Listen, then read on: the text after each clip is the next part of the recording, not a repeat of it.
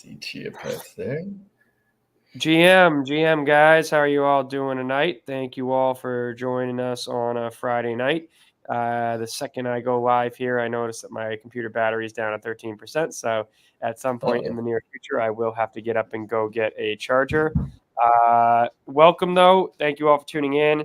It's been an interesting week, an interesting day. I'm not sure if anyone noticed, but the crypto markets took a huge dump today. Necessary correction, but a lot of money lost, a couple $100 million in liquidations. Fortunately, not very many people here are into crypto, and we've all been in a project that's sort of been static and dumping for months. So we're all prepared for this. We're ready, and we're going to be able to talk some hockey tonight and talk about this project.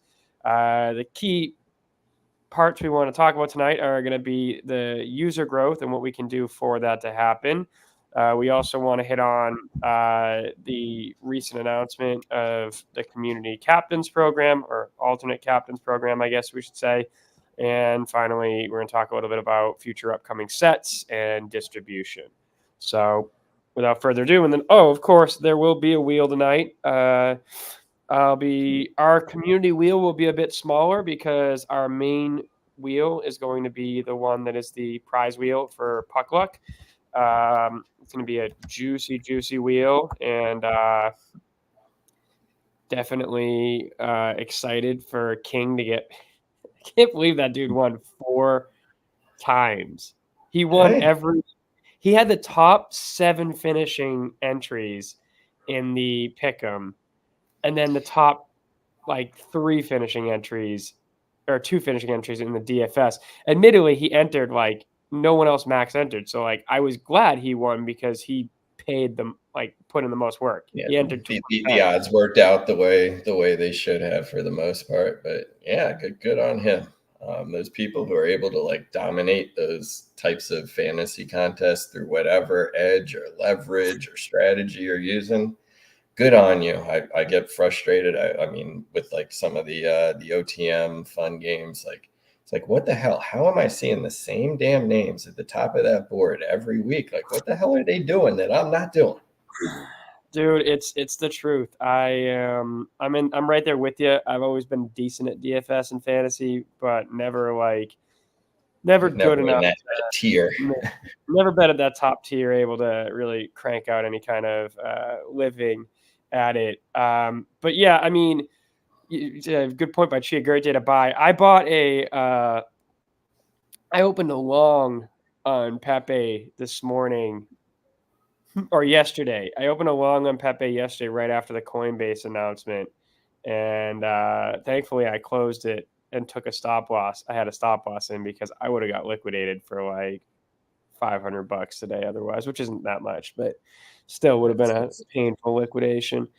There's a whole bunch of liquidations going on. I saw this one crypto project where people were simply yield farming interest, and they changed the loan to value ratio on a whim without telling the community, and $20 million got liquidated, and everyone's just fuming in their Discord, freaking out, what the fuck, how could you guys do this to us? Some guy had $1 million in there and he lost $800K of it. That's and it was it was supposed to be yeah, it was a pretty bad rug. Circling back around, though, tonight's topic du jour, we first of all are going to talk about community growth. We have the playoffs approaching in this project, and I don't know how everyone else feels, but personally, I am feeling and Jason can speak maybe a bit further on how he feels, but I'm feeling a little bit fatigued with just kind of everything. At this point, it's been a long season. I was doing Dapper in September, and then I switched to this. And it's been a long season of collecting and buying packs, of finishing sets, of doing quests. And it's just been pack after pack and limited after limited. And I don't know, for a project that really, really was all adamant about how every moment's going to matter, I'm tired. I'm kind of I just feel 99% of the shit I have doesn't matter. And it's getting a little bit repetitive. I'm at least glad. I kind of thought we were going to get yet another like April pack because they hit us with January, February, March, right? We were kind of getting into this rhythm. But yeah, I think the rhythm has gotten a little tired. And yeah, I mean, you mentioned the Dapper stuff. Like I'm pretty positive I'm not the only one who's playing with Breakaway and Top Shot, and they just dropped their little hint for the whole playoff redemption thing, which was a little bit wacky last year, but it is super engaging if nothing else. So anyone who's messing with that, and if anyone's not familiar, long story short, they really lean into the gambling aspect. So you get moments that are just redemptions for future moments, and basically you want to try to buy the ones and the teams you think are going to go deep and sell the ones that aren't, but everybody else is doing the same thing. So you factor that in, look for leverage spots, but it's a fun little game they've created. I'm looking forward to playing. I'm not going to like go for a set or anything, but I'll pick a team or two and load up and watch some playoffs and hope. Is this you're talking for Dapper, for Top Shot? Yeah, it's the way Top Shot has. They did crazy shit every year until last year. They did it this redemption way, and it's the first time they're doing it the same way 2 years in a row. So they seem to have found a little bit of success. It's wacky. I wouldn't even try to like explain it on a podcast like this, but it was cool. And again, it's engagement. Like it gets you, if you decide to play, there's something to do there, like 24/7. Every game has an impact on your strategy. So it's cool like that. And I do appreciate, right?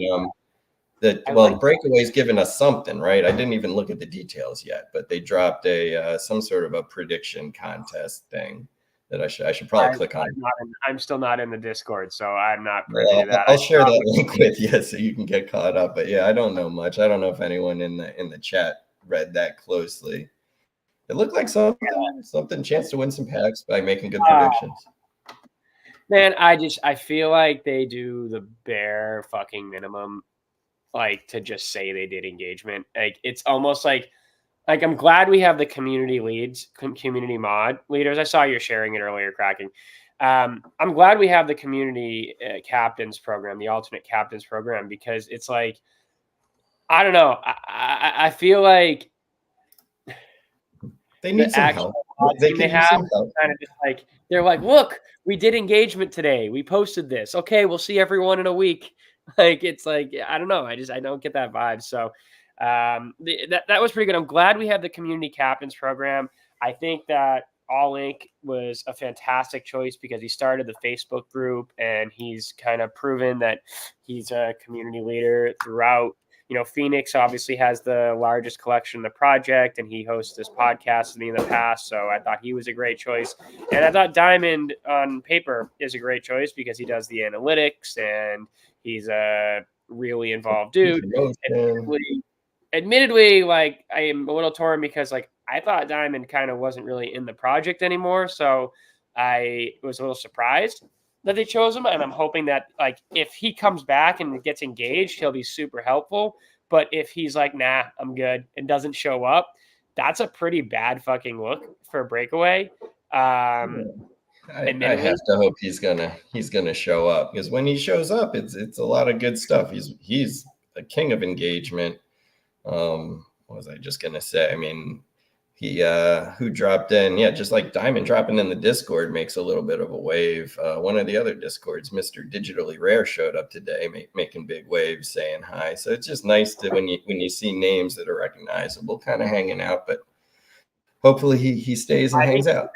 I think he's a great guy. I think he's a great choice. I mean, you know, I'd like to be in the server at this point. Like, I feel like if anyone had done enough to show he could be a community leader, it would have been me, but I wasn't even in the server to be eligible. So that would be cool, especially since I, like, literally 2 months ago pitched them saying, you guys should have a community ambassador program and call them captains.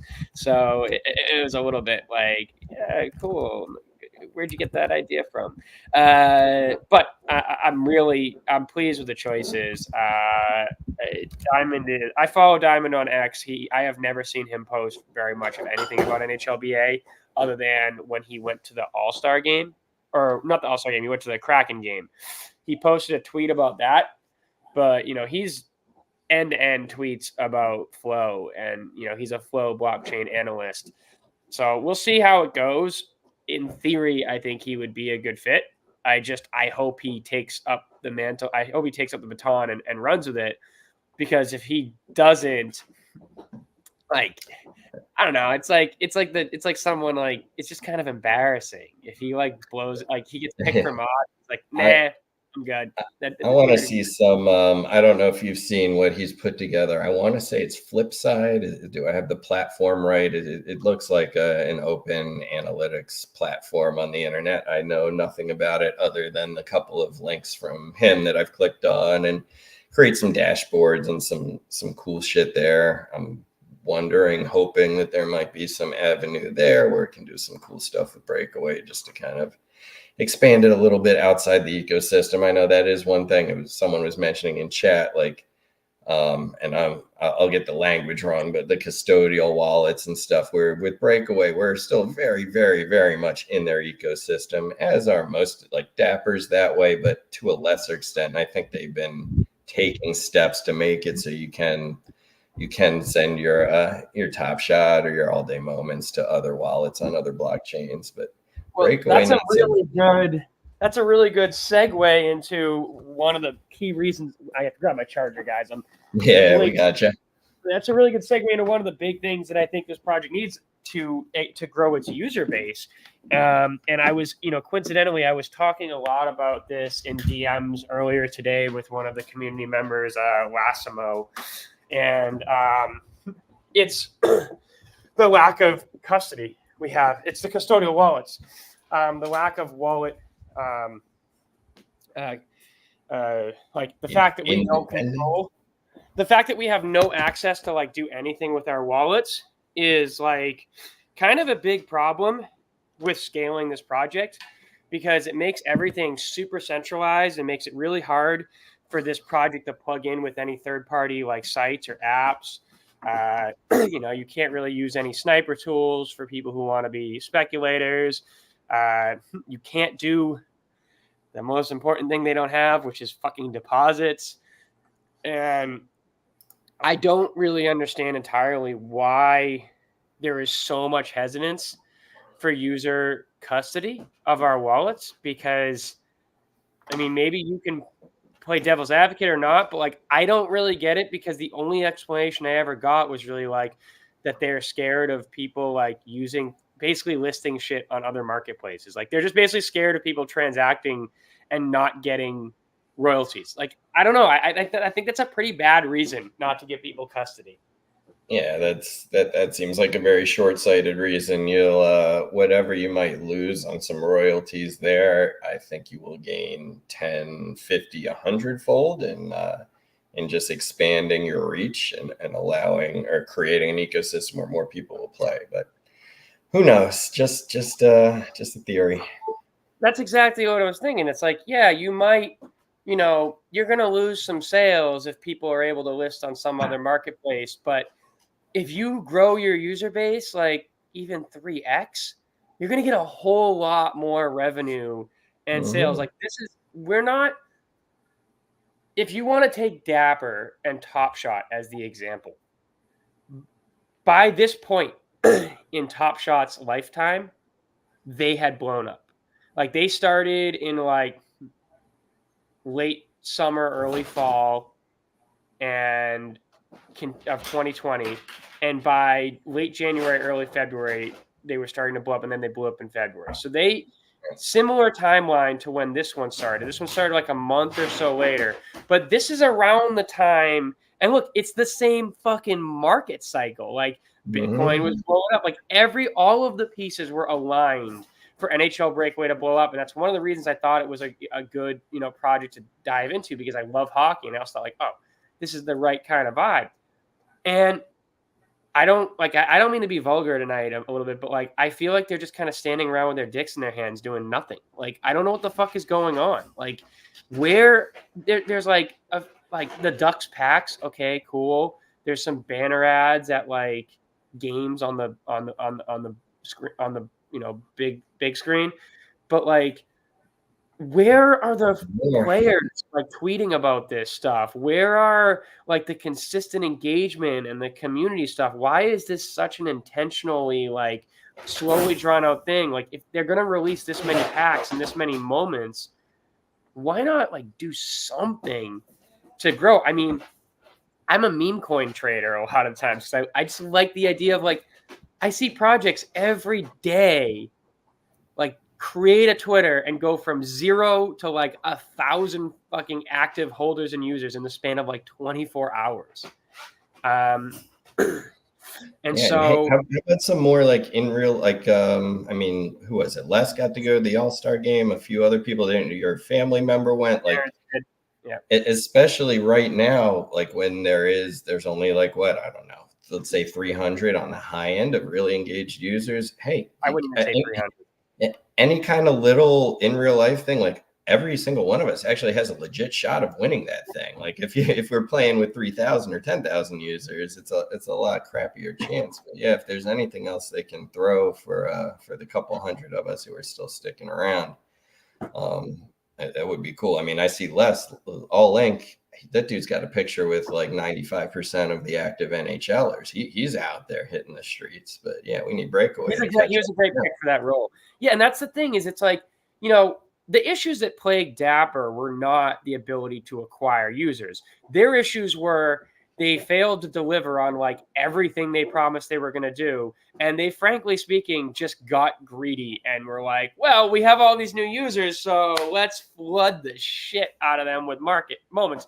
I mean, minting sets to 60,000, like that was what killed that whole run. Is basically everyone who was in it was like, I mean, I remember the time I was in these groups of like a lot of big people. I was in a group with Dingaling. And like, I remember people being like, just chatting, being like, yeah, we're all kind of like getting over Top Shot right now because it's just like everything's going down and people wanted to start looking at like Zed Run and Bored Apes and ETH NFTs. Like, I think they all thought ETH had better profit margins because the supply was lower. And so Dapper took a lot of time to figure out how to fix that. And NHL Breakaway doesn't have the issue where we have massive supply on every player, but we do have a lot of players that have been minted. We do have multiples of like certain guys have like several guys have like two or three, I mean, 3 moments. Yeah, I mean, I was like making a trade the other day. Are there 2 Keller base set moments? I was like, what yeah, the hell's going on here? yeah, Clayton Keller has 2 base set moments, and like it's totally fine. The amount they've released is totally fine if you have a user base that's about 3x the size of what we have. But the user base size we have, the proof is in the pudding. You look at the pack sales. The packs are not, there are still legendaries in these packs, and they're not selling out. And that's maybe an indictment of a shitty legendary reward and poor release structuring on the legendaries where there's not enough to make it worth chasing unless you're like Jay Weezy, who can afford to do it.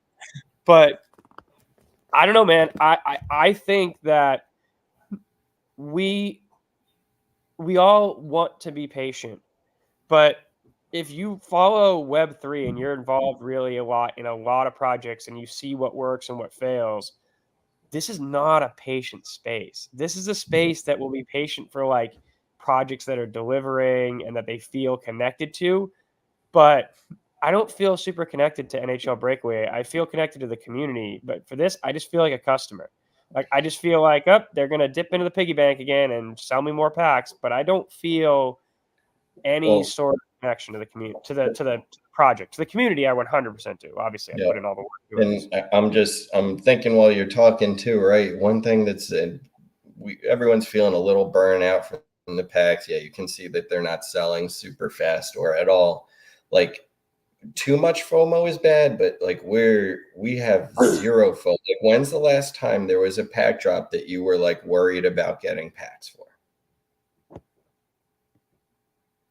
Never. It has to be before the Selly drop. There hasn't been one Selly since then. Packs have been sitting. I think early on, like maybe the OIE drop, maybe that one was like and some of the early drops I think had only like 600 packs in them. So even with 300 users, yeah, you could sell it out and maybe want more. But right now, That would have been a smarter strategy. Not an Keep issue. the drops under 1,000 packs total. Keep them super cheap.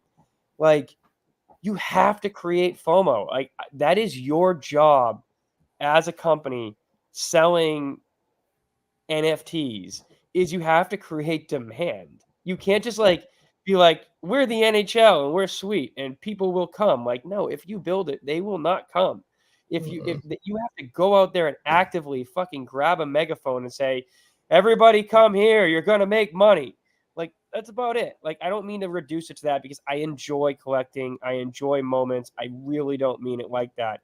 But I mean, Jason, you were there early in Dapper, right? I mean, do you remember what it was like in February getting a pack where it was like, oh my God, I hit the lottery? Like, even if you Dude, didn't get it, it was I awesome. I remember like testing, like going through like huge strategies to make sure that like I'd not like God forbid I actually made it to the front of the queue and buy a pack, like have a chance, like make sure I can get that pack. And yeah, my day's Oh my freaking God, ruined yeah, I if I didn't remember. get the pack. Buy failing. Something, yeah, When you had to buy fail, and it was like yeah. You're devastating. like, no. It was like, I remember I got that MGLE set that, and I sold a James Wiseman for like $2,300, which is still to this day like there was a whole. It was so hype that there was literally someone started a Discord server just for Wiseman holders where they were all like, "We're all holding this to the moon," and I was like, "Yeah, guys, do it!" And then I immediately sold it because I was like, You're "That like, is this doesn't that is smell right. top." It was a top signal to me, like hell. But yeah, dude, it's just fucking weird because like I don't know. I just don't know. Like Swarm has a great point there. He's like, what if they kept the pack prices at $49 for like the Guardians and the Limiteds are going for like $4. Like, imagine, like, think of all the like money we spent that we've lost on packs in this project. Like, I don't know. I mean, if they're LA based, like, fucking tell them to like come meet up with me. I'll freaking give them like a few hours of just like going through their project and consulting. I swear to God, a lot of this is just like being a user and understanding how users think and what users want. And we want FOMO. We want to. Yeah, it's a lot more fun that way. Tom is based out of New Jersey. I know that. We want FOMO. We want to like feel like we're not going to get like they should have to. The fact that they have a queue system made me laugh endlessly on the last drop. And I still, to this day, am completely convinced that they turned the queue system on entirely to push Legos to the back of the pack drop because look what happened on this drop where 2 of the Legos already got pulled. People kind of stopped buying the packs.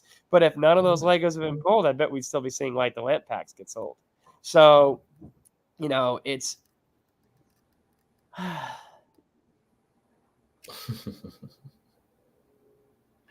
Yeah, me too, Les. Me too. You know, Les, thank you for that suggestion. Maybe we'll add that. Maybe we'll They make add us all cry. It's Friday. Let's be happy. an OTM style spend tracker. For those of you who haven't gotten into testing the 5th line yet, I'm just trying to gather some feedback. A couple community members have volunteered to contribute some stuff to it. But in the coming weeks, that should be starting to get available to everyone to use. So, you know, I'm going to throw that on the wheel tonight, a 5th line access code, probably a couple of those for people that are here. If you're not here, you're not going to get it. But, man, I want a hockey. I want to not feel like a fucking idiot for all the money I've spent on digital collectibles. I want one project to like pay off well enough, like just in some way, whether it's financially or in rewards or whatever it is. I want it to pay off in a way where I don't have to like be embarrassed about the fact that I collect this shit. I'm being honest. Like I would never tell my friends that I A collect this serious shit. person. I would never tell people I know in Web3 I collect this shit. Like, I produce a pretty big fucking other podcast every Thursday, or I did until I started doing this on Thursdays, and no one there knows I collect it. sports collectibles. If I mentioned it one time to one guy, I was like Dapper, and he was like, "Oh, you don't buy that shit, do you?" And like those are guys who are like key opinion leaders in Web3. Those are guys who get and women who like move the shit. So I want to prove. I don't want like my family. They're like kind of like being supportive. Like but like I feel bad that I got them into it. Like my parents offered to buy.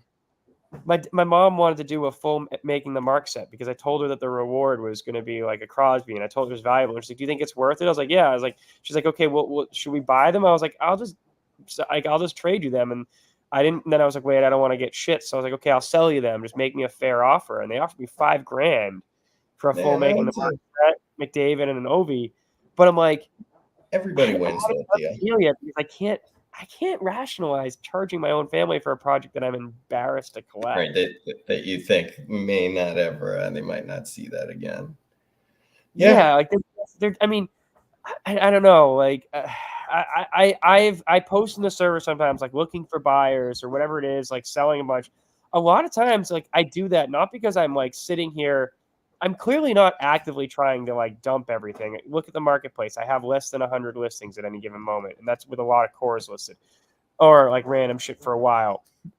But a lot of times, I'm just trying to feel out like, do those buyers even exist? Like if I say if on the fifth line my collection is worth $45,000, and I were to say I will sell my collection entirely to one person for $15,000 right now, would I get a buyer? Nope. Even though that's 1/3 what it could sell for if we all dumped it. So it's like, damn, Yeah, that's but tough. no one's about to stroke that check right now. No. And I'm not even trying to sell it all like that. Yeah, It's yeah, more yeah. just No, just on the theoretical, yeah. yeah, I'm looking at I was looking at King's question in the chatter there. Yeah, so one thing I have thought about the off season, but hockey compared to every other sport, like if your team goes to the Stanley Cup Finals, there's like no off season in hockey. I mean, the finals will end in June, so if there is a playoff set that's gonna honor the champs, like that's gonna come out late June, July. Then you basically have to survive August, September, and then we're playing again. So yeah, I think it's good that there's a little break.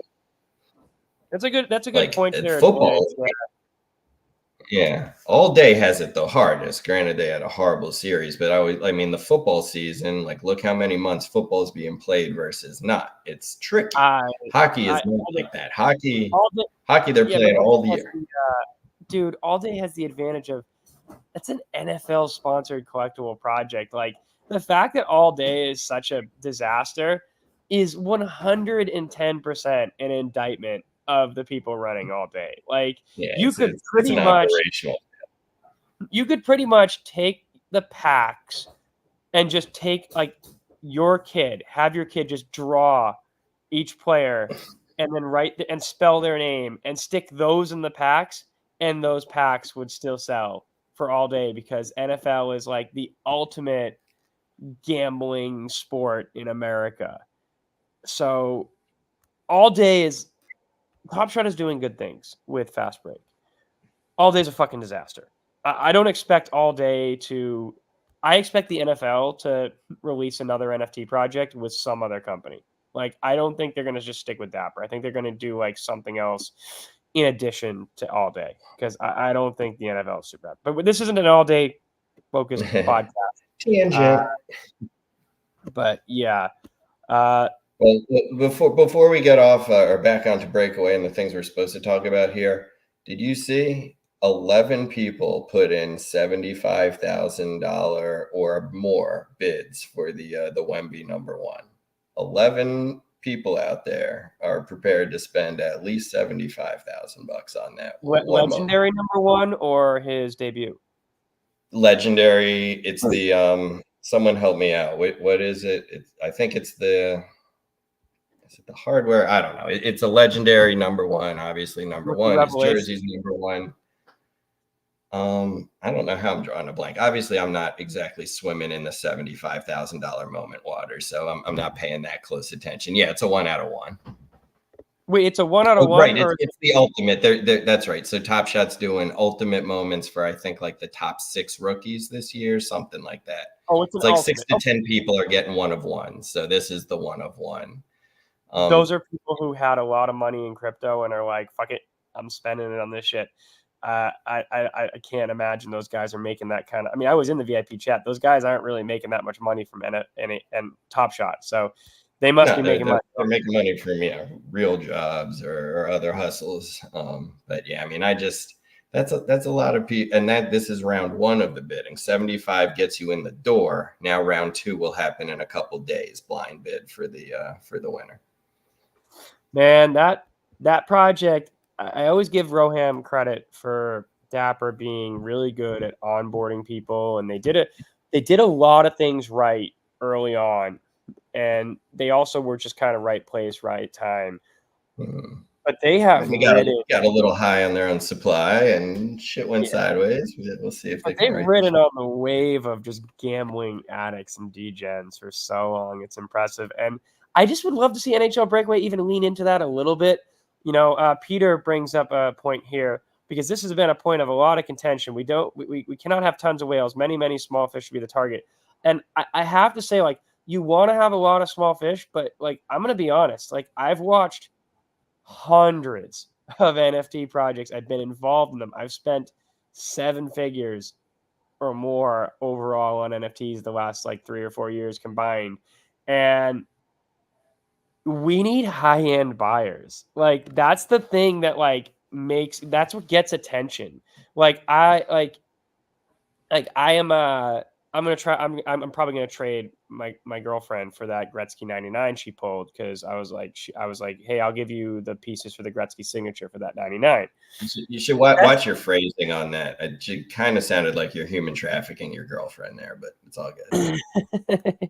But I said I traded the signature because I was like, she doesn't know the difference one way or the other, and I was like, I actually really want that. So I was trying to figure out something that was fair, and I was like, I'll take you out to dinner and some other shit. But like, that's the kind of moment that like could have a big sale because it's a number that's Yeah. iconic across sports. It's retired. Like that's sort of like Wemby number 1 is so cool because it's his jersey. And they need something like it could be that the Howe number 9, a Gretzky Lego. Like we need like a $20,000 sale in this project. We need someone who comes in and drops like 15, 20 grand. Like we need a massive fucking sweep. Like that shit. You It want does. the It provides credibility. you want the little you want the small fish to come. You need the big fish to come and show that it's a feeding ground because most small fish follow the big fish. The big fish don't follow the small fish. If that was how it worked, the markets would be a totally different place. Yeah. So you need the leaders to come in. They need to make a board 8 moment. This point they passed me over for even giving me community. I can say like they wanted to I know they wanted to do I know they've explored the possibility of other types of NFTs. Probably can't get into more specifics than that out of respect for them, but I know they've explored like other NFTs for the community that could potentially come. Um, Wales, you don't want should have been Gret's Lego debut as Lego Yeah. reward. I That would agree have got entirely. the people going. I agree so much with Eddie. I've been saying it all along that Gretzky Lego, it should have been I think that the legendary reward should have been probably Gretzky's 50 goals in 39 games, or because then it's a Edmonton Oilers moment, or maybe if not Gretzky 50 and 39, like Lemieux, like should have been one of like the top 5 players of all time doing one But of the yeah, top 5, like something and awesome. that simple switch, I don't know. I never even like played that out in my brain before. Right now, the way that legendary set's structured, maybe one person will try to complete it and get the reward. But if it had been flipped and if Lego Gretzky was the reward, I can think of probably at least 3 people, and I'm looking at one of them who would be figuring out a way to go after that chase. And it would be cool to watch. It would be cool for you, and it'd be cool for the rest of us on the sidelines to watch. But It's didn't going to happen. be it's going Jay Weezy will be the only person who does the Lego set. I know he's going for it. He has the pockets to do it. But even his bids, because I have a Solane and I'm one of the only people who has one, he's made a bid on it. Like the high bid on the Solane I've gotten is $1,500. Like that's the highest bid I've gotten on it.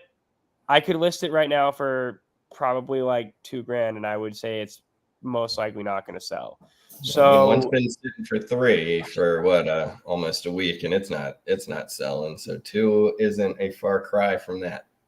yeah, Slarm, I'm going to push back on one of those guys. Messier Rangers is fine because Messier winning the cup for New York was a genuinely iconic moment.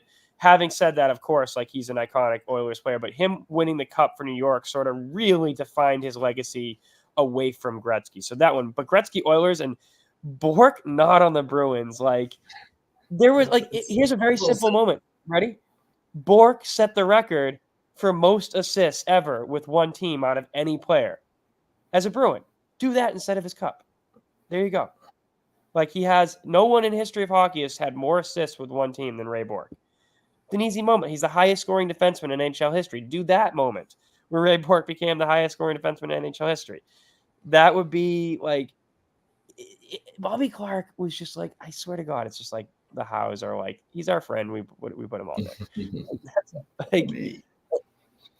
I don't know. I don't want to like be too harsh because I love collecting. I like ripping, or I used to like ripping packs. At this point, the only packs I buy are to rip on here and give away. But yeah, I'm just like disappointed, man. I just wanted to see I want to see a marketing campaign. I want to see at least like if Clayton Keller has 2 moments, like if there's some kind of NHLPA thing saying you have to use Clayton Keller twice, like okay, get him to fucking tweet about this. Like, why does Clayton Keller have 2 base moments? Not even like a Stadiums and Skylines moment. Like just 2 regular. Like, is someone in the team from Arizona or something who's just like is Clayton Keller's like wife on the project, if he has one? And we say they have a plan. Kraken's right. I hope there's a plan. Kraken, I'm gonna be honest, man. Mike Tyson said it the best about plans. Everyone has a plan until they get punched in the face. And this project, it's taken at least some body blows here. Like we're many months in and we have not seen much user growth. Like there are under 200 completed signature series challenges right now.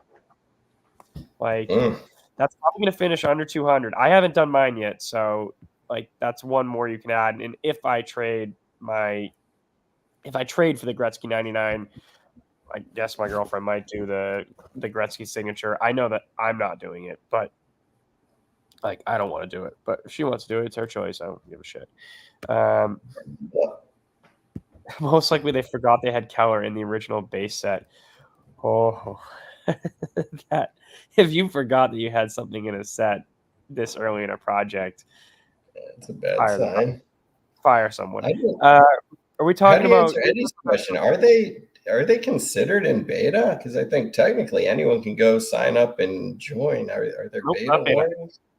No beta. This is it, right? Not beta. And to grow the project, my point earlier was Peter. I think you may have missed it. I said that the biggest thing they can do to grow the project, from my opinion, is wallet custody and deposits, because that's going to allow bigger spenders to come into the project. Chia Pet can probably attest to this because he's one of the few guys who's really into crypto here. There's a lot of people who have a lot of money in crypto that probably even like hockey, and they might be more inclined to get into this project if they're like, yeah, I can bring 15 grand over from like ETH or whatever. But it's way different to bring in money where you're like, only way you can get money in here is by buying packs or buying shit off the marketplace. It is a massive fucking problem to not have deposits. I have to be honest. Yep.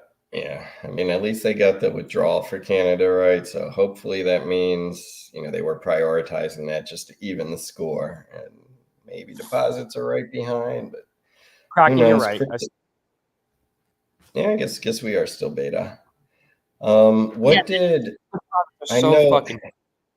How do you say in your head? How do you read the main mod's name? Like PHLPPR? Who? You call him, huh? I don't even know who this Oh, guy right. You're is. not even in the server. I'm asking the wrong guy. I don't know. Well, whatever. I was saying something, and he posted a little teaser. People were guessing at what was coming. I think I made a dumb joke about a rare pack, and he made a comment back saying, "No, like look." I think he did the eyes, and like something even bigger is coming. So that was this week. All right, yeah, you call him Philip. I call him Purr. I'll start calling him Philip in my When I head. see the posts, I just think it's like Ferper. I do something like I'm like Philip. I'll call him. Peter, wallet custody means that you control the wallet that holds all your NFTs. So like you can go in, sign it, you get the private key to it. You can take that wallet and import it to MetaMask or anything else. You can go and list your shit. OpenSea. You could go sell it on OpenSea. You can do whatever you if you want to. You know how easy it is to do deposits if we have wallet custody. This is how simple. You copy your address and you simply send US dollar coin to your wallet and you're done. That's it.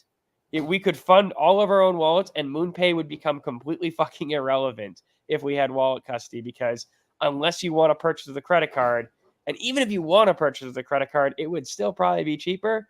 Like if it would be still cheaper to just Hard to deposit be more expensive. here.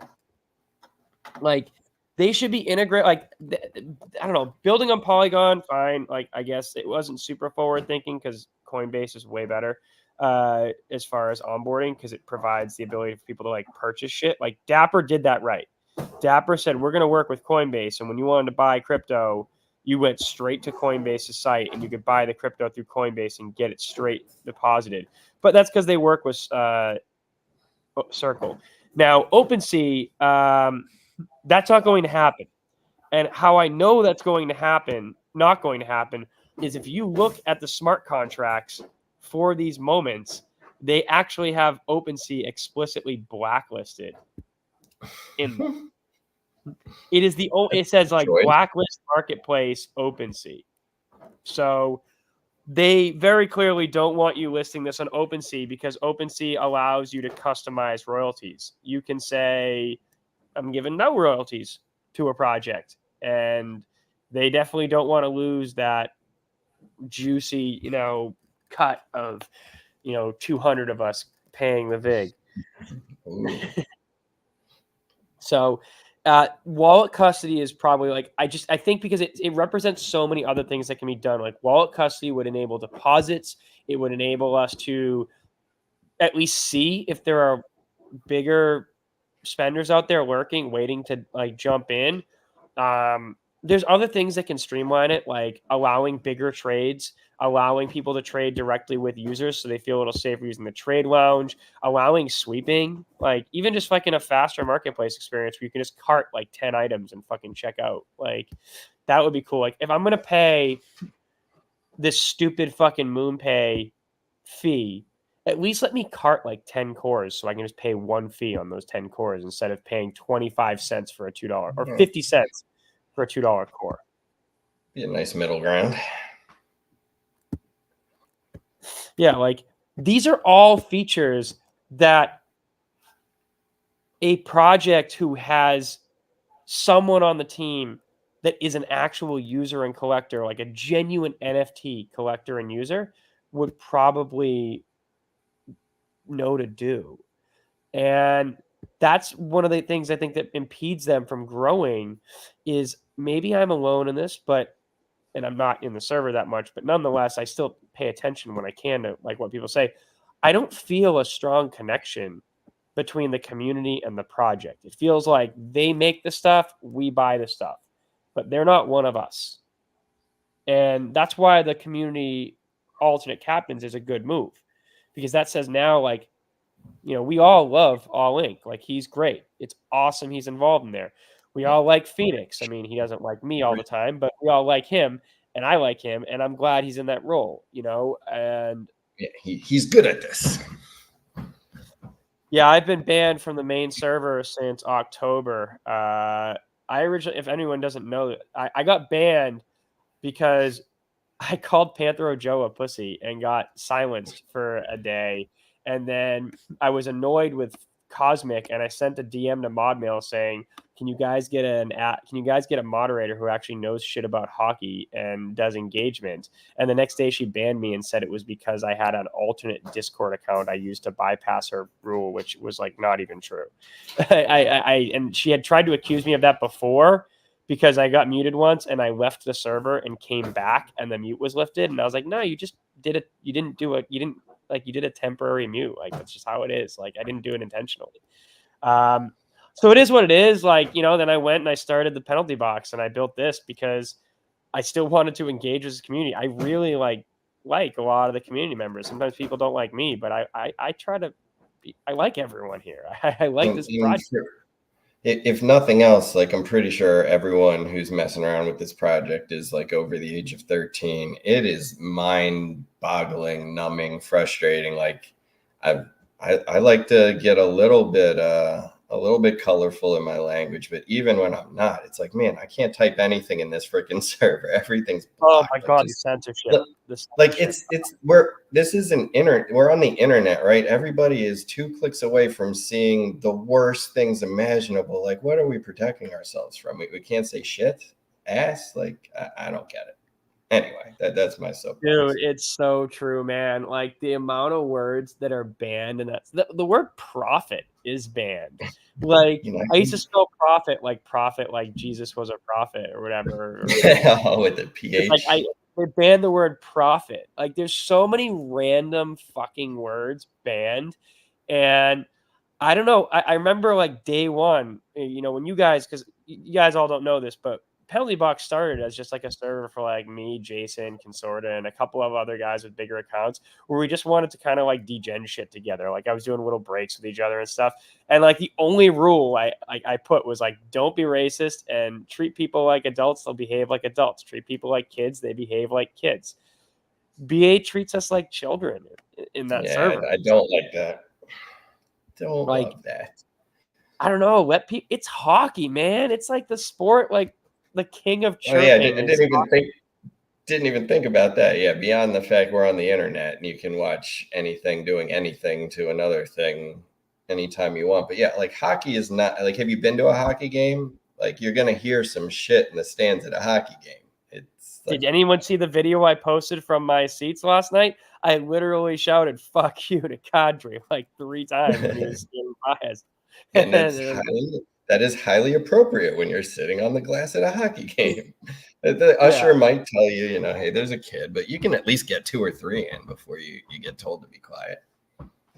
It's fucking what is I don't want to ruin the exact quote because I know at least Slarm is a fan of him. But George Carlin's whole bit about the words you can't say on television and censorship is fucking it's so poignant in just life. The theater, he's not here tonight because I think he's at a Blue Jays game, but that's a tip of the cap to Jake 100% for the theater. That was his like total idea doing it. He actually set it up to play moments on his arcade. So we want to make it so that when you use the 5th line, ultimately, like, you can set it up for viewing devices and stuff like that. Let me say the Slarm, the word, or so Carlin, words you can't say. It's like a super famous quote. Oh, it's a famous. The words that the 7 words you can't say on TV are shit, piss, fuck, cunt, cocksucker, motherfucker, and tits. And he did like one of his most famous sets is just like him. I mean, if you know George Carlin, he was a brilliant like comedian, and he just rips censorship to pieces for like not letting people just be themselves. Like, it's not like we're sitting here dropping like racist slander and anti-Semitic or anti anything like shit. Like, let me say fuck. I like my first word was probably fuck. I'm from Boston. Like, I remember when I was like, my parents told me I was 2 years old. I stripped naked and ran around the house screaming fuck, fuck, fuck, fuck, fuck. I didn't say fuck so much. They told me puck was the bad word and fuck was not the bad word. And so I started saying puck because I thought that was the bad word. Yeah. Smart. Your parents are clever. Yeah, I would always be like, "Fuck you," and and I didn't realize that was the joke, is that I thought I was cursing and I was not. They probably couldn't get it. I thought my favorite sign ever was like in the late '90s playoff battles with the freaking Penguins, and they made like the Puck Pittsburgh signs that you would hold up. Like, it's good fun. That's great.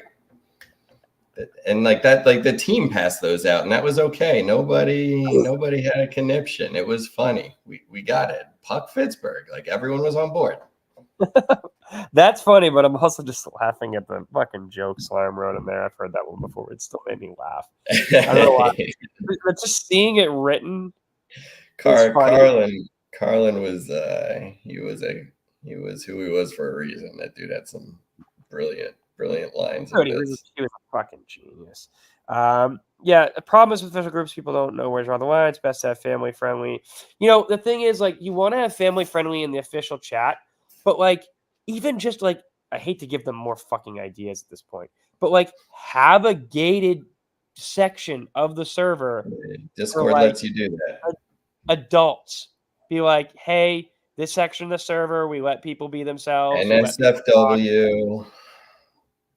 But having said that, like, even then, like, there's always the risk that they're lurking and they're watching. Like, the penalty box, you can say whatever the fuck you want. Like, I'm not a rat. I'm not going to go out there and be like, if someone's like, like I created the server for us to be candid with each other. Like, I'm not going to go to NHL Breakaway and be like, so-and-so said this in the main server or whatever. Like, I don't fucking care. Like, that's not who I am. I'm an equal opportunist in the sense that, like, I let people live, and I hope people let me live. That's it. Like, I wanted to talk about a little bit because we have some contests to remind you guys. We have an Austin Matthews puck winning contest going on right now till the end of this month, and there's like 5 entries. This is like a $300 puck, $250 puck that you can win, and all you have to do is deposit a little bit of money in a crypto wallet and make an investment that has like a good return. That's it. Like, put $20 in a wallet. Everything's tanking right now, prices. It's a good time to fucking buy. There's going to be a bounce. So I want to talk a little bit about crypto education though, because that's a thing I've been really making a point of doing here. And earlier this week, I was talking with someone, and they were talking about how they hate using crypto because they don't like the scam gas fees, and that really like was something that I really wanted to think about, because we all pay like 2 to 3% in credit card fees and fees on our credit card fees every time we do use those cards. Those fees are just put onto the merchant a lot of the times, but you go to 7-Eleven and try to use or a gas station and try to use a credit card for a $3 purchase. There's a 49-cent or dollar charge on it, a lot of the times. And those are pretty heavy fees.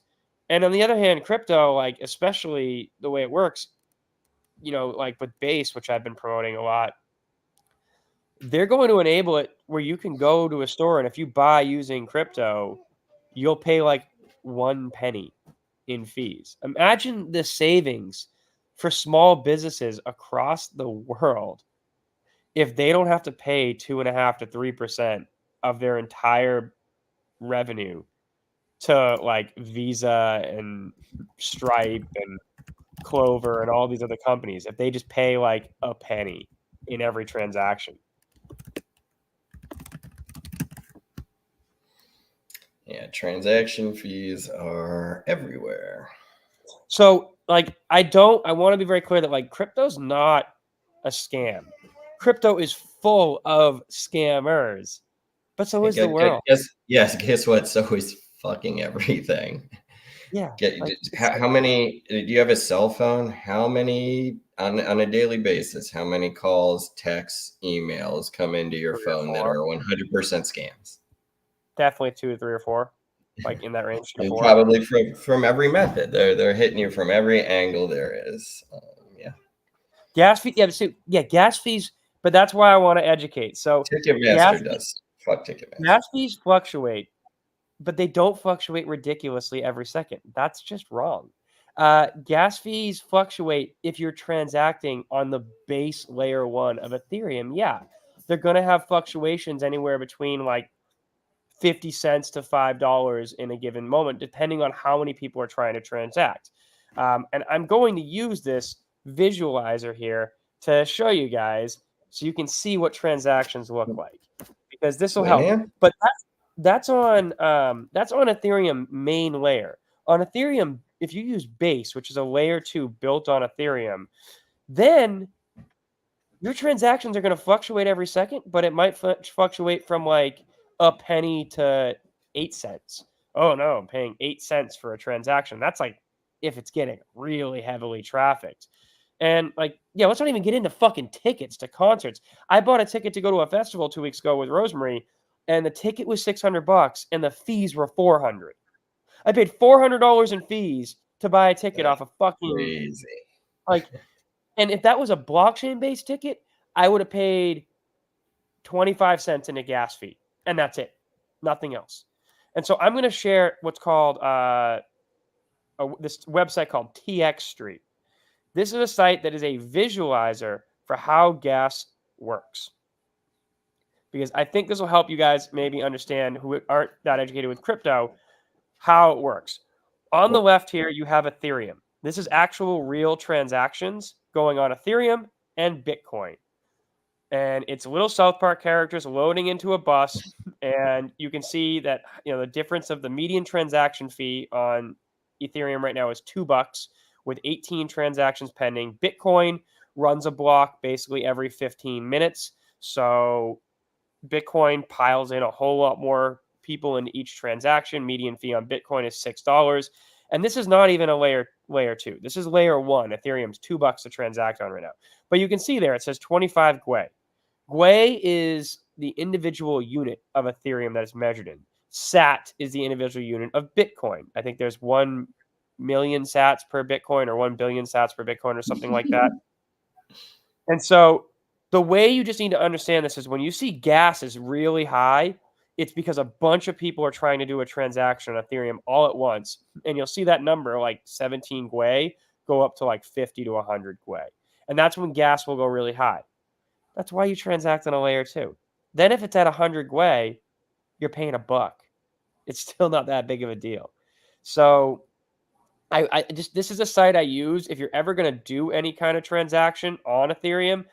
And you don't want to pay gas. This is a great site to load up. It's called TX Street, and you can time your transaction. You can see, okay, I see 17 Gwei at the bottom of the screen there, so I'm going to put my transaction at 18, and it'll go through at some point in the next 20 minutes. And so I really want people to have a little bit less fear about this technology, because I spent a lot of time and money building a startup that was kind of using it. And I can tell you guys, we're not that far off from when you're going to be checking out at the store and paying with crypto is going to be an option. And when stores figure out how much cheaper it is and people figure out how much better the rewards points and everything are, I'd wager a lot of us are going to be using just basic, like even a crypto credit card, where it's just a card linked to Coinbase. That's it, Coinbase card. It's a different style of banking. So that'll be our crypto lecture for the night. But I really would love it if guys would join the Austin Matthews contest. I just want to see people trade. I mean, at this point, like, if you want to do fucking paper trading, I'll even count paper trading. I will give everyone 1 week where, if you're on this watching, you can use, and you're listening, you can do paper trades, which means if you start with 0 and you make $10 million in paper trades, you don't lose any money. You just don't get any money. And all these websites, most of them have paper trading option. You can go to Phemex, use a VPN, log in with a wallet, and paper trade. So Gwei is low right here at 17 Gwei. This is fine. I wouldn't hesitate to transact on this. But the other thing I want to start pushing is, guys, we're gonna have a puck luck ripped. Not puck luck ripped. A puck luck champion tonight is going to be spinning the wheel, and that's our man here, King. Padavalti also gets a spin.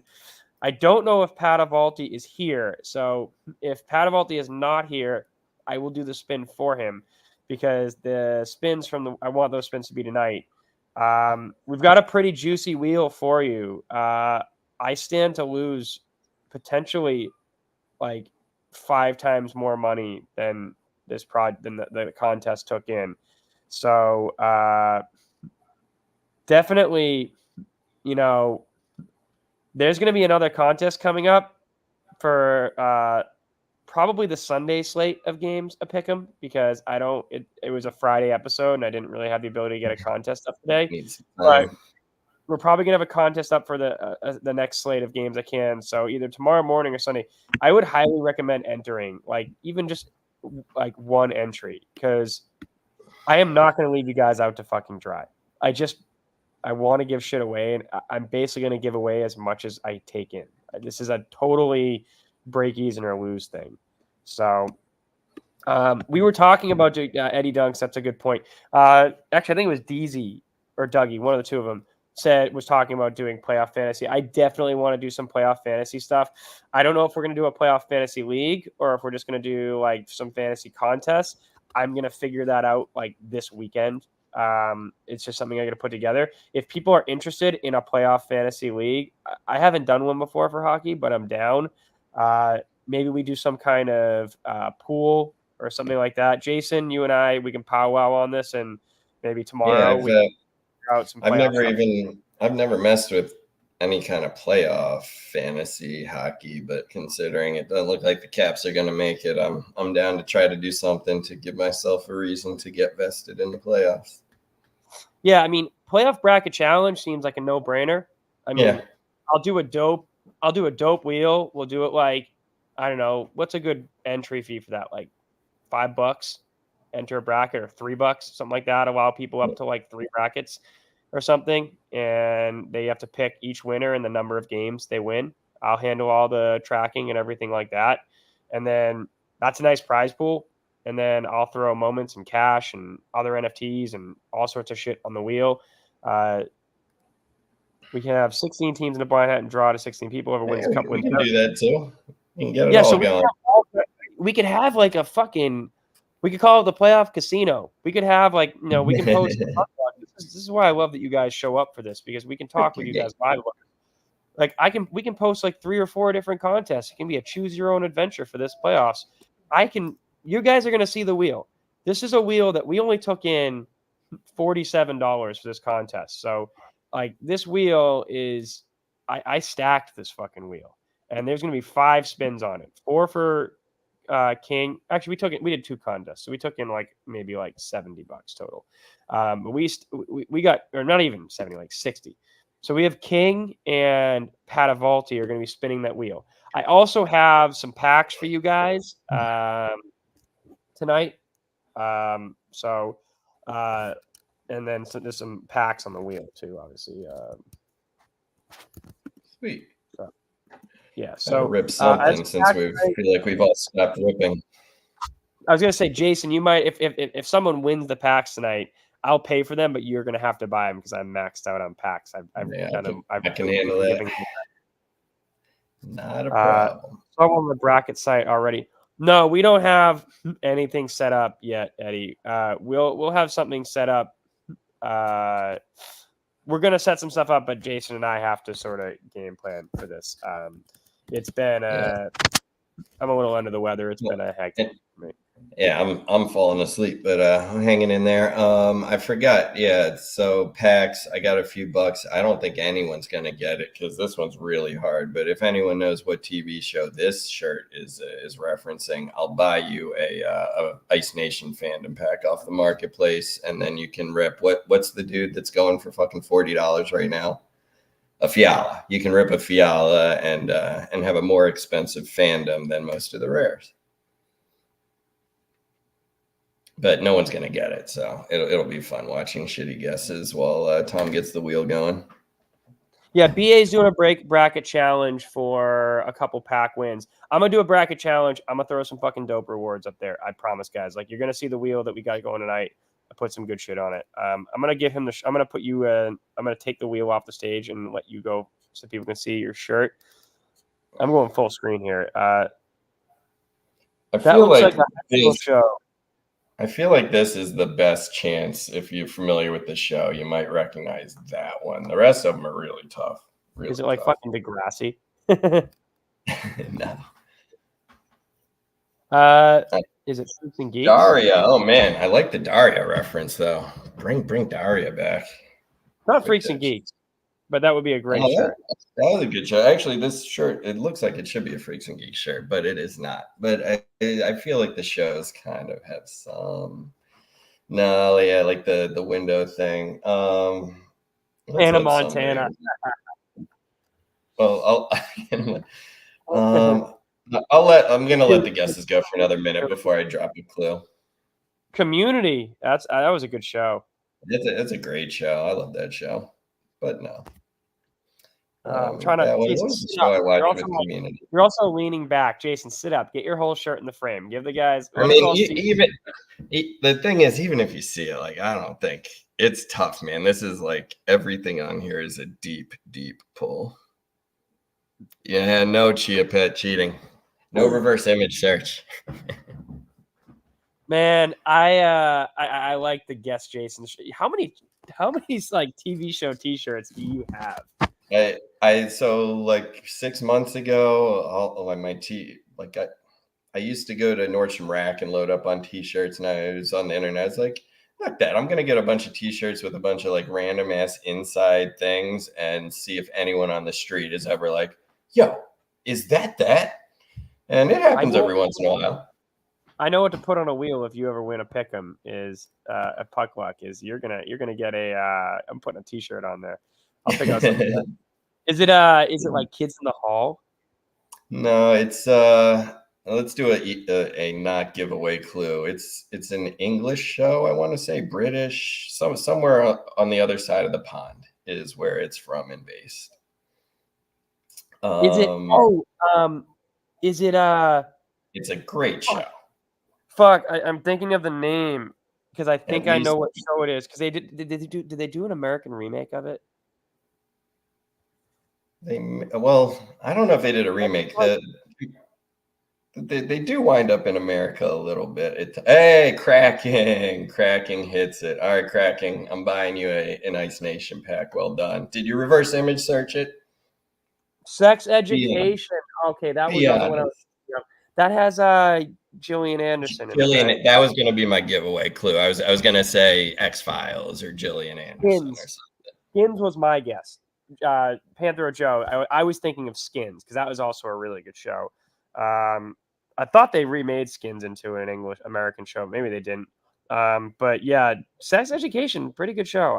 It's not my style show, but I thought it was. Yeah, it's very different. It's nothing. I don't even know how the hell I started watching it, but like, I don't know. Now we're going really on a tangent, but it's a show, like, it does the whole kind of woke political messaging shit, but it does it in a way that doesn't make you want to vomit. So I was impressed with that. Like, it actually like told the story first instead of trying to brainwash you first. So I liked it. Speaking of shows, have you watched Fallout yet? No, I need to. On the list. And I started watching The Gentleman, and then my wife came in and said, "You're watching this without me," so I had to stop, and we'll have to watch that one with her. Yeah, I definitely liked The Gentleman. I finished that shit already. I finished The Gentleman. That was good. Three Body Problem, I loved, but again, I told you, even just do the books on tape. I'll fucking give you them for free. You can just yeah, no, I want to do that. And then what's it called? Just keeps firing off bangers of episodes every week. Shogun is so fucking good. Every episode, every week is so good. Like this past week on Shogun, it's real. What platform is that on? I'll watch it tonight. It's a FX show on Hulu. It's Hulu, so okay. Shogun. Wow. I'll dip my toe in tonight after I walk the dog. Shogun is A+ top tier. It puts it. That's exactly like it's so good. It's funny because I was excited for Three Body. I said this last week. I was excited for Three Body Problem for like years because I've read all four books. One of the books, the fourth book, is a fan fiction that the original writer officially sanctioned as like, yeah, he liked it and it's good. It counts. And I read all four books, and the books go so deep into the philosophy and exploring like technology and like what would happen if we got our technology shut down and all this shit. But the show does a really good job of characters. Yeah, Suits is a good show. I watched that the first time around. Meghan Markle from that show is in like my top 3 all-time crushes. Her, what's the kid from Smallville's name? Meghan Markle in Suits, the chick from Smallville, and Margot Robbie are like my top 3 all-time crushes. Yeah, hard to hate on Margot Robbie. Yeah, my wife watched like Suits is what she just puts on to like kill time. She's watched every series, every season like 50 times. But it's great. I can't watch it anymore. Enough. It's a great show. Like, I mean, I watched the whole thing. It kind of tapers off the later seasons, but like it's still. She doesn't like it. She doesn't like it when Harry starts getting like kind of nice and not being a complete douche all the time, and then she starts checking out. Yeah, it's I remember the pilot I thought was really good, like when Mike is running from the cops and he just stumbles into the room. Yeah, it's that show starts off. It starts off very strong. Yeah, Kristen Krug. There it is. Kristen Krug. That was like my first like adult crush. Like when I was like just old enough to like understand what it meant to have a crush on someone. Like I had crushes on actresses when I was like, younger, but then you're just so young you don't even know what it is. But Kristen Krug, yeah. A+. If you don't remember Kristen Krug, I'm sorry. It's going to turn into the Kristen Krug fan club here.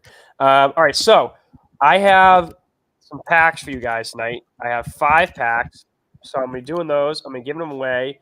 I liked the way we did it last week where we spun the wheel. I want to improve the efficiency of the show a little bit. So one thing I'm going to do is instead of whittling down the wheel and giving out points, I'm going to simply spin the wheel, and if your name gets picked, you get to have a spot in that pack. And then if you're left on the wheel and you didn't get picked, I will give you guys all points. Kira, stop. Stop. Stop it. Nope. She slipped her leash early or like collar earlier today this morning, and she just was galloping around the street at like 6:30 a.m. And I was like, "Get over here, you fucker! You're gonna get hit by a car." Cool doggy. Okay, so I had the wheel up for a while. The reason I left the wheel up all this time is I wanted to give you guys all a chance to see if your names are on it. So if your name is not on it and you don't say anything, you will not get on it. DFARC, I got you. I see your request. Now you're on here. Okay, so High Flyer, are you on the wheel, my man?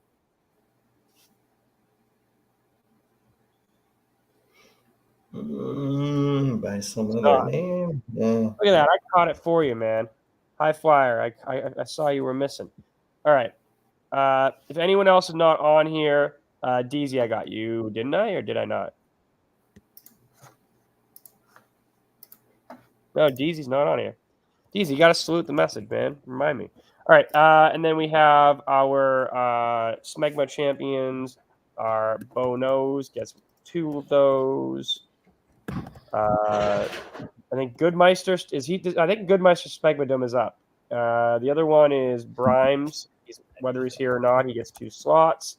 And Roddy Booth. All righty. So we have that. I've got 5 packs. I also have a wheel for King. Let's see. Where's King's wheel here on my screen? King, here's your wheel. A whole lot of shit on there. So, am I ignoring you? Did we get Chia? Oh no! Of course I'll add you, Chia. Sorry, man. I'm not on the screen. I don't see the chat at all times. I should be doing a better job of helping you out there. I got you, Chia. So this is your wheel. Yeah, this is a pretty. I don't know, like guys, this is a pretty fire wheel. Like, dude spent like $20. He's got 4 spins on this wheel, and he spent $20. Like, that's a fucking win. So I think we're gonna do his spin. We're gonna give him a spin right now. What do you say? Before we do the packs, I say we let King get a spin. Rip off 1 to 3. All right, King.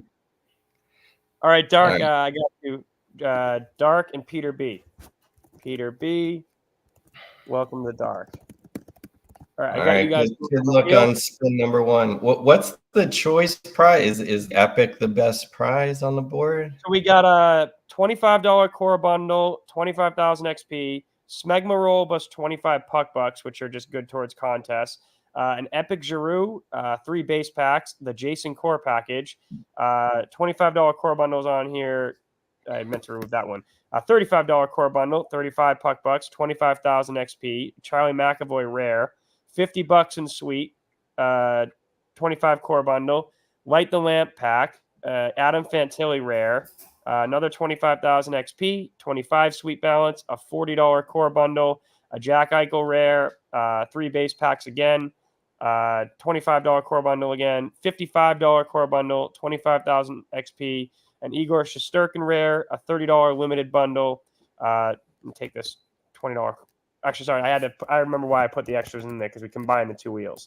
$30 in puck bucks, $30 OI, 23-24 bundle, so it could just be one or multiple moments, and 42,069 XP. So some massive XP bonuses, and XP is obviously going to get you access to stuff. And I'm gonna throw a couple more on there. No. What'd you say? Maybe not. Eddie's angling to throw Gretzky on there. Maybe we'll get the stakes up a little bit more. I would love to throw a Gretzky on here, guys. I would absolutely love to throw a Gretzky on there. If we can enter these puck lucks, I will fucking throw good shit on this wheel. This wheel is already guaranteed to the minimum return from this wheel is going to be $125 worth of shit, unless he or $100 worth of shit.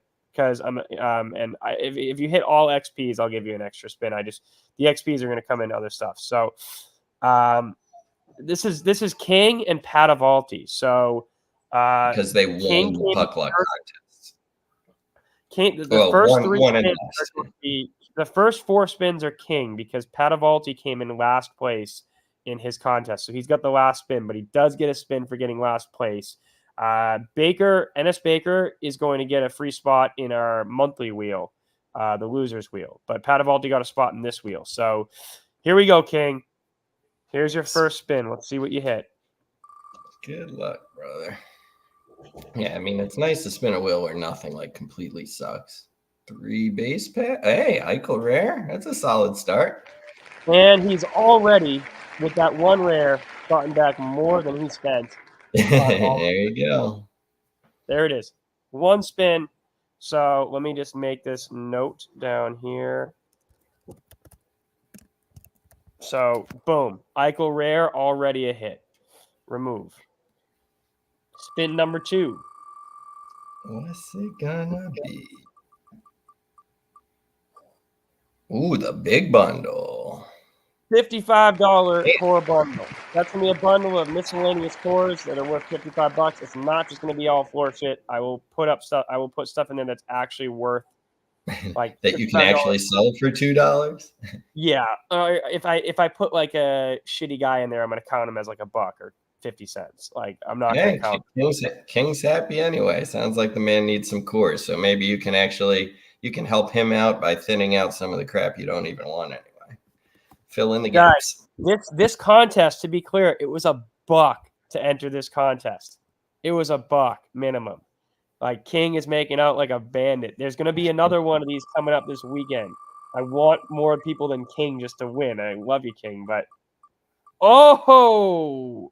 it lagged on me. I can't see. Oh, is it getting to my package? Oh, it went to the 3 base packs. So, Jason, you're going to have help with that one. 3 base packs.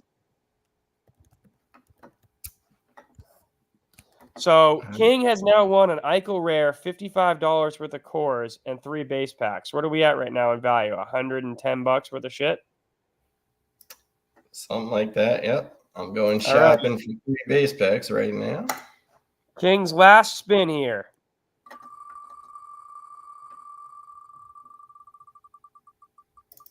It's going to be an Epic Giroux, I think. Oh, the Jason Care package. Nice. Core package. Jason Core package. Oh, that was almost. So Dude, yeah, we'll chat, King. So you're getting a lot of cores from Tom and me. We should actually all chat so it works out well for you at the end, and we're not just all giving you the same crap. I just bought your base packs, so it's getting late. I'm lazy. I don't want to do it tonight, but sometime tomorrow we'll work it out. Just shoot 3 trades for base packs over, and I will satisfy them. And this one was a spin for Patavalti. Patavalti won a $25 core bundle. So Patavalti, when you watch this, make sure you open a ticket and claim your $25 core bundle. Patavalti had 1 entry that led to that. So pretty fucking good win. So we've got King had a total. King, what was your total spend? $35, right? $35 spend. And that's what he walked away with. Patavalti had I believe, a $4 spend. And he walked away with a $25 core package, which was basically like one of the worst things you could have landed on this wheel, and it's still pretty decent. So, Pavarotti. Yeah, there's the name. So I just wrote down the names in the chat there so I can remember them at the end of the show. King, do me a favor. Write down what you won, King, so I can handle this because I have really bad memory for some things, and I don't want to. And I lied, King, because I'm gonna take a walk. I'm gonna walk the dog for a good half an hour after I hang up here. So if you want to shoot 3 trades into the lounge, just any base for a base pack, I'll see those shortly, and I'll send those over. They're sitting in my account waiting for you. All right, guys. Now it is all your turn. I got 5 packs for you guys tonight. Again, we're going to have a puck luck. The more you guys enter puck luck, the better I can put shit on that wheel. So help me God, if we have a puck luck where we get like $200, $300 in, I will throw like good epics on that fucking wheel. Like epics worth $200-$300. Like I don't mind. Like I want to do no better than break even ever on this. 10% of the return from puck lucks is going towards the end of the month wheel or end of the season wheel. I don't know, whenever it feels right. But so part of it's going to go towards that. I'm not taking any of the cash from this for anything other than this community. So let me get in here. We've got 4 base packs, 424 and so forth. And we are going to spin the wheel for who gets to have it. And yeah. Here we go.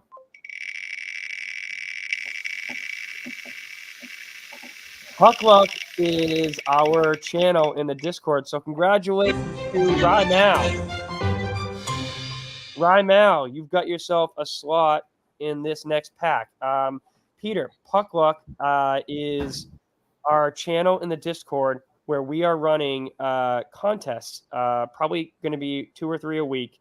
And the contests are typically either a pick'em or a daily fantasy, like DraftKings contest. We're also going to do some playoff contests, but basically all you have to do to enter Puck Luck is submit a ticket saying this is how many entries I have, and then you pay for your entry. And entries cost anywhere between $1 and $10 per entry. So far, our 2 contests have had $1 entry and a $3 entry. So this is meant to be cheap. If there was a $10 entry, it would be because we want to. Oh shit! I just got the announcement. I just got the announcement that Arizona's moving to Utah. Holy shit! But yeah, if you want to, the $10 contest would be for juiciness. All right, so Rymal, Jason, can you write these down? Maybe just type them so we don't forget who's in each pack. All right, Rymal is the first spot in this pack. Slot number 2 in this pack. Body Booth. Always pays to be a segment champion in this show. This wheel spins differently than the other one does. How do I shut it up?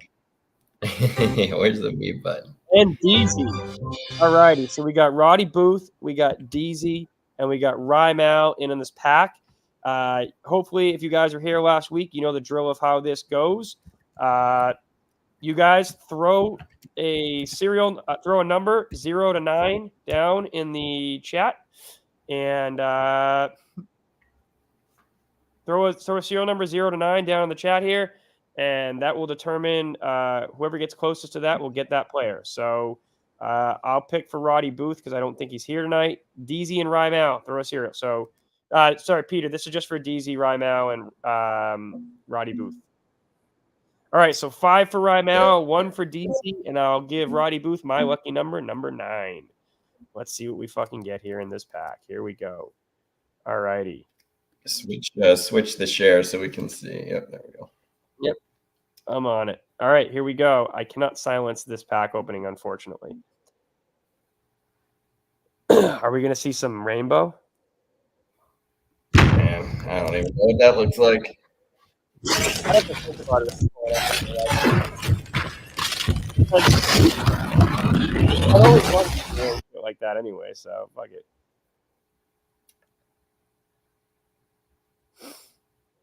Get anything. Last time we got blue off the jump. Ooh, we got a blue. Look at that. We got blue. You should just be doing just one pack per show because you hit the rare on the first pack, and well, maybe not gonna. Maybe we can see some more.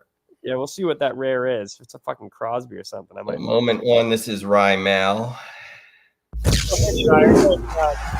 Where is the serial? So 831.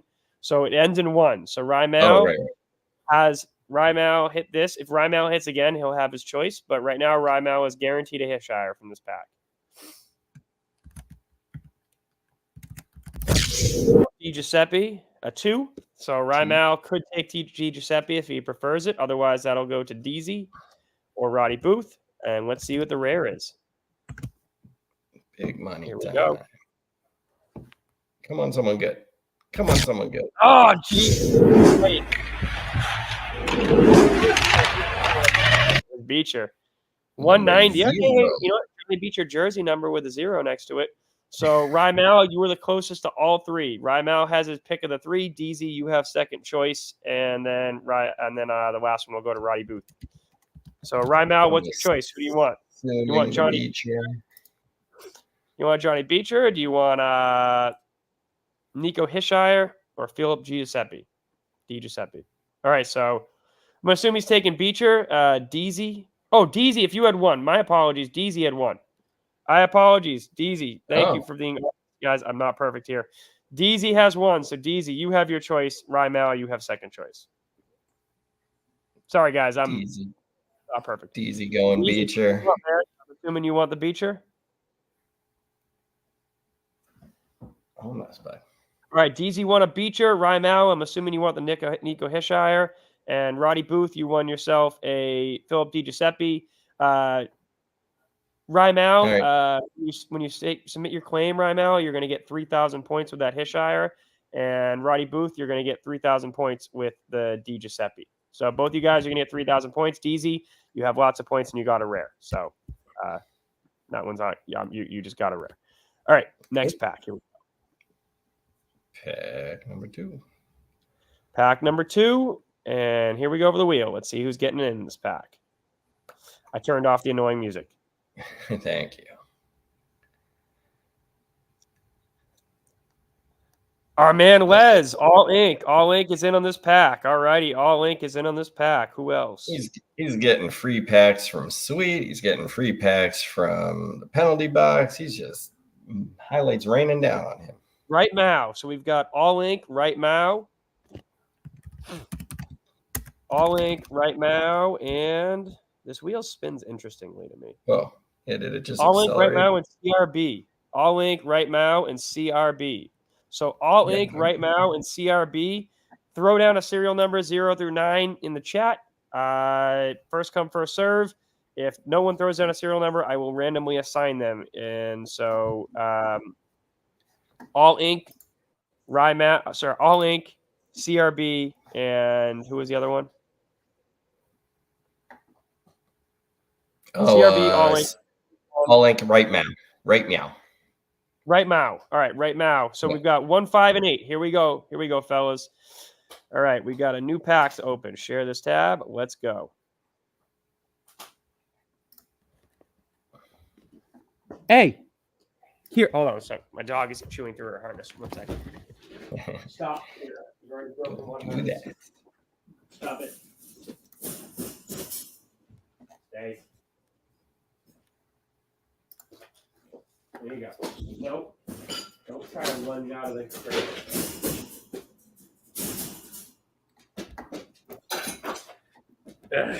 Forgot to take the dog's harness off when I took her for a walk before the show. All righty. Here we go. Ripping the pack.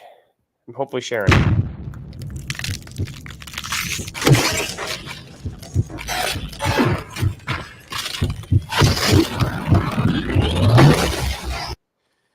Yeah, the dog's already chewed through one harness, so I can't have her chew through a second one. I just replaced it.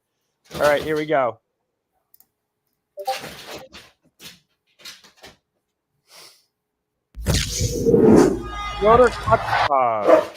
Number 7. So whoever had number 8 is the closest guess to that right now. And I'll give away 2,500 points with the Peter Kochikov. Brandon Hagel, 1362. I'm going to do 2,500 points with Hagel as well.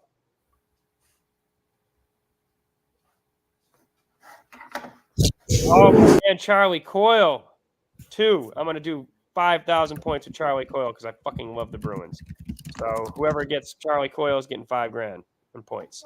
So let me get back to the screen because I lost the screen here. Kira, please zip it. It's just a cat. All right. So Les, you have first draft pick. You can take a Charlie Coyle or a Brendan Hagel. I'm going to go my Charlie Coyle, Brendan Hagel, and I think those are the 2 you were closest to, right? If I'm not mistaken, I'm loading the screen right now so I can see it. It takes a minute to load, apparently. So we got 2 and Hagel. And then 7 was, who had the closest number to 7?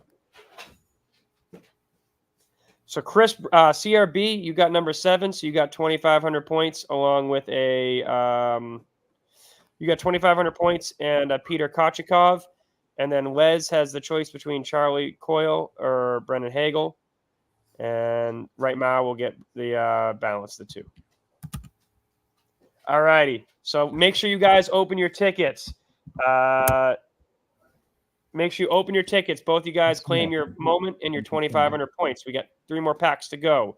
And here we go. I'm spinning it. I feel like this is a faster way to get through distribution. Brimes, I'm not sure if Brimes is here right now, but he's a Spengler champ, so he gets to be on it. So Brimes is our first one. Got him. Hang on, bud. We're going to go in 10 minutes, okay? Hang in there. Ducks fan, number 2. So Brimes and Ducks fan. If either of you guys are here, drop your pick in the chat. Otherwise, I'll do it in order. Brimes, Ducks fan, and Slarm. So any of you guys drop your number in the chat that you want here. I'm going to pull up the pack right now. I know Slarm is present. So otherwise, Brimes and Ducks fan, I'm going to assign numbers for you. Slarm, pick a number between 0 and 9. And then I will randomly give. All right, you got 8. So I'm going to give Ducks fan number 1. And I'm going to give Ducks fan number 1, and I'm going to give Brimes number 5. So tried to spread them out. Also, sneaky, I kind of think 0 is a good number because 0, you're kind of close to 0, 1, 2, 3, 0, 1, but also 9 because it's 10. Saying. To wrap around. 0 is a wraparound number. All right, where's my pack? I had it. Here it is. Sorry, guys, I have like 700 tabs open at any given moment. All right, there we go. Pack number 3, Brimes, Ducks fan, Slarm.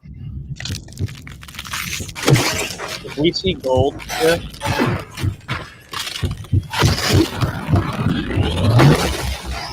would be fucking insane. See me poop my pants live on camera. My pack look on camera has not been as great since. My pack look in general hasn't been great ever since I pulled that Bedard core one. That was like the coolest. Paul Cotter, 996. I'm gonna do 3,500 points with Paul Cotter because he's kind of a shitty pull. So sorry, Paul, if you're watching this. It's hard to get excited about. Oh, Matt Rempe, that's a fun one. Matt Rempe's a fun one, 847. All righty, 2,500 points with a Rempe. So 3,500 with a Cotter or 2,500 with a Rempe. I don't know if that's how you pronounce his name. And Luke Hughes. So we're gonna do 2,500 points for Hughes, 2,500 points for Rempe, and 3,500 points for Cotter.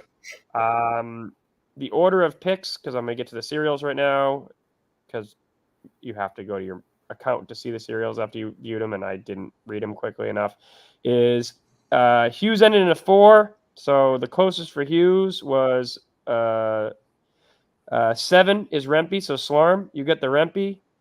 And then Brimes had number 5, so Brimes can choose between Hughes and Cotter. And who was our other one? The other winner here? Ducks fan, but I'm pretty sure Ducks fan, I'm going to give. Has the choice, he's taking the Hughes. If Brimes has the choice, I'm going to assume Brimes would take the Hughes. So yep. Brimes, you got a Hughes and 2,500 points. Ducks fan, you got a Paul Cotter and 3,500 points. So, and Slarm, you got a Matt Rempe with 2,500 points. I think Rempe's kind of the win, the win there anyway. Slarm, if there's one you'd prefer, you're fucking here. If you want one of the other ones, I can swap it. If you prefer Hughes, you can have it. Speak now, Slarm, because you are present, and I value that. So, yeah, if there's another guy you prefer there, go for it. I can swap it with the other one. I'm loading up the other one. It was me, Gretzky. Okay, yeah, I thought Rempe was a pretty good one, to be honest. Rempe's like, popular. Like I thought that was a good player to get, to be honest. All right, well, we got 2 more packs. Here we go. Yep. Let's get to the wheel. 3 names. Ba-da-ba-ba-ba. 3 more. We got cracking. Bonos. Bonos, a Smegma champion. There will be another Smegma champion crowned tonight. Josh, welcome to Dark. I love when people who are here win. It's more fun. Bonos. It's Josh in our chat. Oh. And the new guy, Chia's buddy, Lemon River. So if Lemon River's not here, Chia, I'll let you pick for Lemon River the cereal. So I don't know if you even know. So Bo, Lemon River, and who was the other one? Josh or something in the dark. So Josh, Bo, pick a number between 0 and 9, and then Chia, pick one for a Lemon River because you brought him into the server. You guys got 30 seconds. Oh, I bring up the other pack.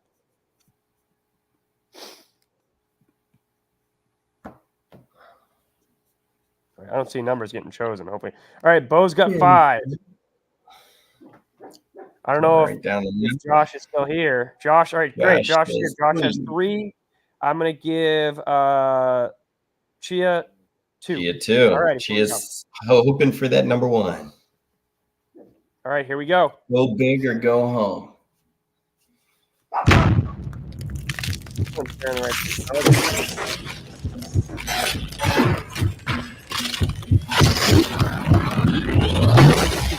Here, shush.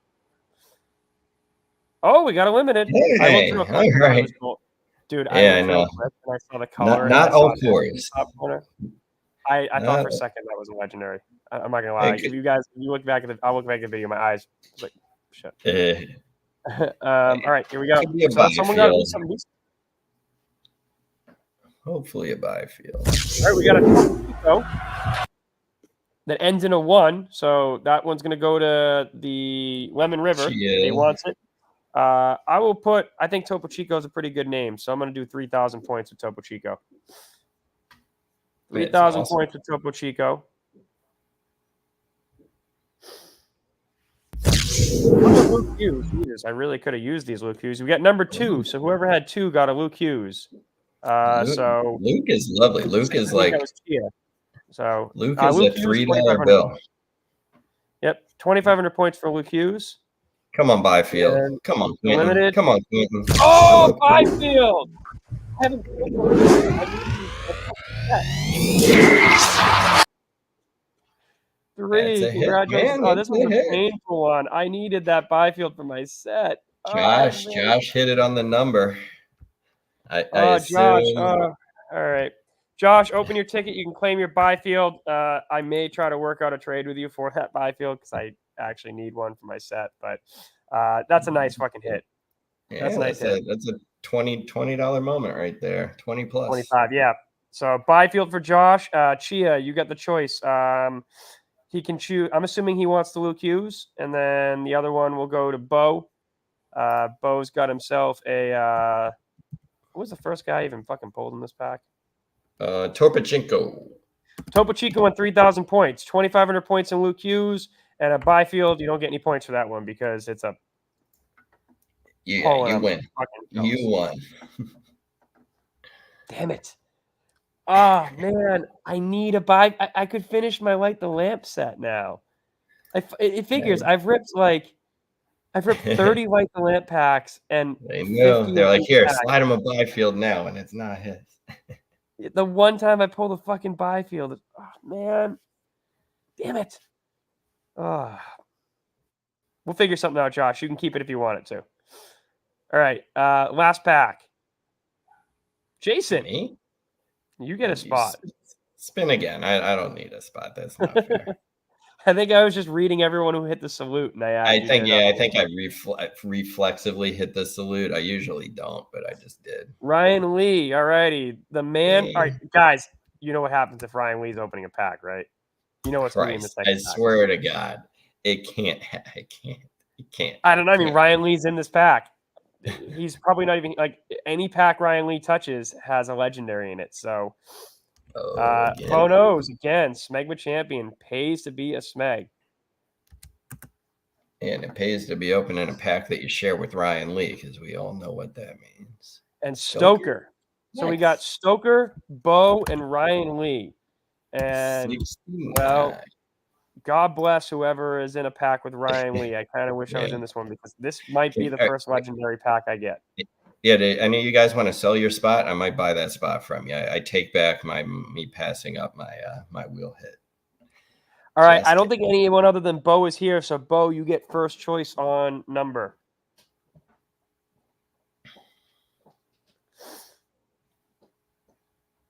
Simplest life, 5 or 6.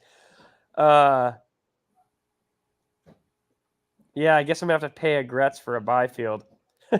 Fuck me. That's fair. Oh, I hate this. All righty. Bo, post your number. I'm going to pick for Ryan Lee, and who's the other one? Stoker. I'll pick for Ryan Lee and Stoker. All right, Bo got 5. Or Bo wants 1. Okay, Bo wants 1. I'm going to do 5 for Ryan Lee and 8 for Stoker. Here we go. I mean, it's a base pack. This is me ripping it. There's no way there. If there's a legendary in this pack, then Ryan is touched by either Bo, God or number devil. 1. So possibly the devil. If you get a number 1 cereal, Bo, that's all you. Yeah, no comp. Oh my God! If Ryan Lee gets a fucking legendary here, no one tell him. Make him watch the show to claim it. Nah, pop. I want people to watch the show. Definitely like the stream. Here we go.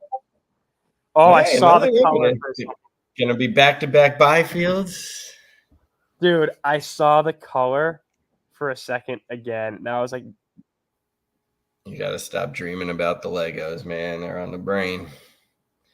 I've given up chasing them. Like, I've given up entirely. Yeah, so have I. I'm done. Oh, Nazem Kadri with a 69. Ooh, all right. 69. I will do I said fuck you to him last night, so I think I owe him some points. We'll do. Oh, I hate Kadri though. Kadri's got a 69. You get 1 point for Kadri. 1 XP for Kadri. And That's a it. spit in the face. But it's a good cereal. It's number 69. So Yeah, it's a fun cereal. or a 169. Nonetheless, pretty good. I think it's Stoker who had number 8. So Stoker's going to get Kadri number 69 most likely. RNH. RNH is pretty good. So RNH with 3,000 points. We got an RNH with 3,000 points. That's number 6. So Ryan Lee is closest to that one. Yep. And then we got. You won't go back to back Byfield. So, Bo, you're here, you're present, you get first pick out of everything that was pulled, regardless. Assume he would Also, want the that's the limited. closest one for you, Bo. So I assume Bo wants the Michelli, but maybe he wants the Nazem Kadri 169 for All 1 right, point. Bo locking in the limited. Good choice there. All right, and then that means that Stoker, you got yourself a Nazem Kadri number 169. Great cereal. You get 1 XP. I'm giving you that XP because 1 XP, you don't just be funny. And then RNH is going to you, Ryan Lee. So finally, we have a couple spins left. I'm going to do 3 more spins on this wheel tonight. It's going to be 5,000 point spin, a 10,000 point spin, and finally our newest Smegma champion spin. So this is it. This is the last spins of the night. If you do not make it, just guys, everyone who's here, if your name was not chosen off the wheel tonight, open a ticket and you will receive 2,000 points. Everyone will get 2,000 points. Nice gesture. So here we go, 5,000 point spin. Yeah, I mean, you should definitely do that because anyone who didn't have anything better to do on a Friday night than hang out with us, like they deserve some points. Yeah, fuck it, Jason, you sold me. Everyone gets 3,000 points. All right, Gran Turismo, 5,000 points. 10,000 points. Here we go. I mean, I was thinking about that earlier. Younger me, man, if I was watching a podcast on a Friday night sitting at home, I would High Flyer, 10,000 fucking points for you, bro. 10,000 points for High Flyer. Make sure you claim those points, High Flyer. And finally, all right, our newest Smegma champion. Here we go. Newest Smegma champion. I thought the 1 point was hilariously tempting. Patavolti is our newest Smegma champion. Congrats. You know what? Patavolti has degened into the puck luck contest. He has been Patavolti earned the Smegmadom. And I'm going to be giving, like, you know, yeah. So, guys, everyone here has got 3,000 points. Patavolti, you've got yourself a new Smegma champion role. I'm going to give you that role. Whoever won that spin before Patavolti got 5,000 points. High Flyer got 10,000 points, I should say. Someone else got 5,000 points. Everyone else got 3,000. If you won moments, make sure you claim them. I'm going to be doing Jason and I are going to be announcing new puck luck probably tomorrow for Sunday's slate of games. On top of that, we'll also be going to game planning some playoff shit. So, I just want to remind everyone, like, this was the wheel tonight for puck luck. And this was with some of the good shit already won on it. I am not going to leave you guys hanging on these wheels for puck luck. I want to give away lots of fun shit. This is something I'm just enjoying. So make sure to enter puck lucks. And other than that, guys, enjoy the rest of your Friday night. And I'm going to take my dog out. Jason's got to take his dog out. So thank you all for tuning in. Sweet. Get on it, start growing this community because you got a bunch of awesome people here who deserve to have more people here. Chomping. Yep. Have a good weekend, everybody. Good luck to your team. See you guys later. See ya. And enter the Matthews contest. Enter the Matthews contest. Come on, people. I want more than 5 people to enter this damn thing. I'm giving away a puck. See you later. Sweet.